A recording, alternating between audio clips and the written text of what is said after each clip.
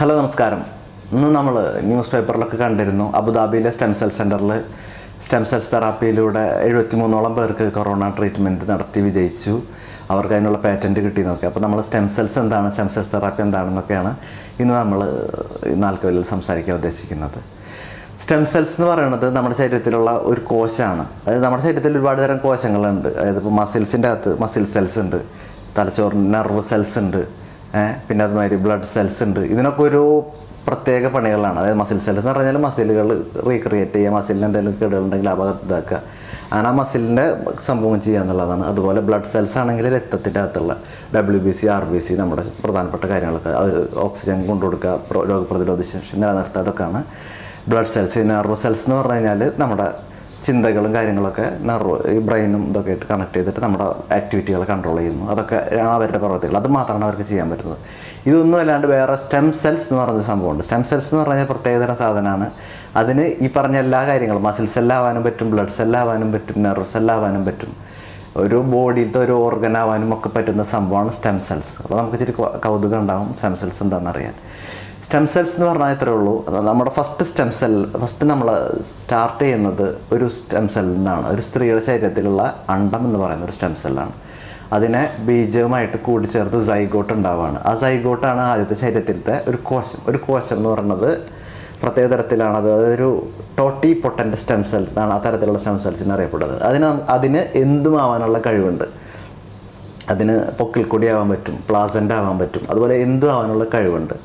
ഈ സൈഗോട്ട് വിഭജിച്ച് ഒരു എംബ്രിയോ ആയി മാറും, ഒരുപാട് കോശങ്ങളുള്ളത്. അപ്പോൾ ബ്ലാസ്റ്റോസിസ്റ്റ് എന്നാണ് അതിനറിയപ്പെടുക. അതിനകത്തുള്ള എംബ്രിയോണിക് സ്റ്റെം സെൽസ് എന്ന് പറഞ്ഞു കഴിഞ്ഞാൽ അത് രണ്ടാമത്തെ category pluri potent stem cells ആണ്. അപ്പോൾ പ്ലൂറി പൊട്ടൻ്റ് സ്റ്റെം സെൽസ് എന്ന് പറഞ്ഞാൽ ഫസ്റ്റ് നമ്മൾ പറഞ്ഞ പോലെ എല്ലാതും ആവാൻ കഴിയില്ല. ഇപ്പോൾ പൊക്കിൾ കൂടി ആവാനോ പ്ലാസൻ്റ് ആവാനൊന്നും പ്ലൂറി പൊട്ടൻറ്റിന് കഴിയില്ല. പ്ലൂറി പൊട്ടൻറ്റിന് ഏതെങ്കിലും അവയവങ്ങൾ സ്പെസിഫിക് ആയൊരു സാധനമാവാൻ മാത്രമേ പറ്റുള്ളൂ. അങ്ങനെ അത് വിഭജിച്ച് ആ ഒരു രീതിയിലേക്ക് നമ്മൾ വളർന്ന് നമ്മളൊരു ജീവിയായി മാറുന്നു. അതിനുശേഷം നമ്മുടെ ശരീരത്തിൽ ഒരു സ്റ്റെം സെൽസ് കൂടെ ഉണ്ട്, അഡൾട്ട് സ്റ്റെം സെൽ എന്നറിയപ്പെടുന്നൊരു സ്റ്റെം സെൽ. അത് നമ്മളിപ്പോൾ ഒരു ജീവിൻ്റെ ശരീരത്തിൽ ഇപ്പോൾ ഒരു സ്കിന്നിൻ്റെ അകത്തൊക്കെ അഡൾട്ട് സ്റ്റെം സെല്ലുണ്ടാവും. അഡൾട്ട് സ്റ്റെം സെൽ എന്ന് പറഞ്ഞു കഴിഞ്ഞാൽ ഇത്രേ ഉള്ളൂ. ആ സ്റ്റെം സെല്ലിന് വിഭജിച്ച് വേറെ സ്റ്റെം സെല്ലാവാൻ പറ്റും. പക്ഷേ സ്കിന്നിൻ്റെ പരിപാടി മാത്രമേ ആ സ്കിന്നിൻ്റെ അഡൾട്ട് സ്റ്റെം സെൽസിന് പറ്റുള്ളൂ. അപ്പോൾ ഉദാഹരണത്തിന് ഒരു ഭാഗത്ത് കോശം നശിച്ചാൽ ആ ഭാഗത്തേക്ക് റീപ്ലേസ് ചെയ്തിട്ട് പുതിയൊരു കോശം വരുത്താനൊക്കെ അത്തരത്തിലുള്ള സ്റ്റെം സെല്ലിന് പറ്റും. ഇതുകൂടാതെ നാലാമത്തെ ഒരു ടൈപ്പ് സ്റ്റെം സെല്ലും കൂടെ ഉണ്ട്, induced stem cell. Induced stem cell എന്ന് പറഞ്ഞു കഴിഞ്ഞാൽ നമ്മുടെ ലബോറട്ടറിയിൽ സയൻറ്റിസ്റ്റുകൾ നമ്മുടെ സാധാരണ ഒരു കോശത്തിനെ ഉപയോഗിച്ചിട്ട് ഒരു സ്റ്റെം സെല്ലാക്കിയിട്ട്, അതായത് പ്ലൂറി പൊട്ടൻ്റ് ആയിട്ടുള്ള നേരത്തെ പറഞ്ഞ കാറ്റഗറി, അതായത് അതിന് ഏതെങ്കിലും ഒരു പ്രത്യേക അവയവമാകാൻ കഴിവുള്ള ഒരു സ്റ്റെം സെല്ലാക്കി വികസിപ്പിച്ചെടുക്കുന്നതാണ് ഇൻഡ്യൂസ്ഡ് സ്റ്റെം സെൽ. ഇത്രയാണ് സ്റ്റെം സെൽസുകളെ പറ്റി പറയാനുള്ളത്. ഇനി സ്റ്റെം സെൽസിനെ പറ്റി പറയുന്നതിൻ്റെ അപ്പുറത്തേക്ക് സ്റ്റെം സെൽസ് തെറാപ്പി എന്ന് പറഞ്ഞു കഴിഞ്ഞാൽ നമ്മുടെ ഇപ്പോൾ ഒരു അവയവം നശിച്ചു പോയാൽ, അല്ലെങ്കിൽ ഭാവിയിലേക്കുള്ള കാര്യങ്ങളാണ്, ഇതൊന്നും പൂർണ്ണമായി വളർത്തിയെടുത്തിട്ടില്ല. പക്ഷേ ഇതിൻ്റെ കൺസെപ്റ്റാണ് ഞാൻ പറയുന്നത്. നമ്മളിപ്പോൾ എന്തൊരു ആക്സിഡൻറ്റ് എന്തെങ്കിലും പറ്റി നമ്മുടെ അവയവങ്ങളൊക്കെ നശിച്ചു പോയാലും നമ്മുടെ സ്റ്റെം സെല്ല് കൊണ്ട് നമുക്ക് അയാളെ പുനഃസൃഷ്ടിച്ചെടുക്കാൻ കഴിയും എന്നതാണ് സ്റ്റെം സെൽസ് തെറാപ്പിയുടെ കൺസെപ്റ്റ്. ഓക്കെ, അത്രയും ഒരു ലെവലിലേക്ക് വളർന്നിട്ടില്ല. അപ്പോൾ ഇപ്പോൾ ട്രീറ്റ്മെൻറ്റായിട്ട് നടക്കുന്നത് നമ്മുടെ ലുക്കീമിയയിലൊക്കെയാണ്. ലുക്കീമിയ എന്ന് പറയുന്ന അസുഖം, ബ്ലഡ് ക്യാൻസർ, നമുക്കറിയാം. നമ്മുടെ ബ്ലഡ് മാരോ WBCനെ ക്രിയേറ്റ് ചെയ്തിട്ട്, ആ WBC ആണ് നമ്മുടെ ശരീരത്തിൻ്റെ പ്രതിരോധ ഭടന്മാരെന്നൊക്കെ അറിയപ്പെടുന്നത്. ആ WBCനെ അകത്ത് അബ്നോർമലായിട്ട് കുറേ കോശങ്ങൾ ഉണ്ടാവുകയാണ്. ആ കോശങ്ങൾ നമ്മൾക്ക് WBC ആവശ്യത്തിന് ഉണ്ടാവാതിരിക്കുകയും ആ ഒരു രീതിയിലേക്ക് എത്തുന്നതാണ് ബ്ലഡ് ക്യാൻസർ എന്ന് പറയുന്നത്. അപ്പോൾ നമ്മൾ ബ്ലഡ് ക്യാൻസറിൻ്റെ അകത്ത് ഈ സ്റ്റെം സെൽ തെറാപ്പി യൂസ് ചെയ്ത് ട്രീറ്റ് എങ്ങനെയാണെന്ന് വെച്ച് കഴിഞ്ഞാൽ, നമ്മൾ ഫസ്റ്റ് തന്നെ റേഡിയേഷനോ കീമോതെറാപ്പി വെച്ചിട്ട് ഈ അവിടെ ഉണ്ടായ അബ്നോർമൽ സെല്ലുകളെ മുഴുവൻ നശിപ്പിച്ച് കളയും.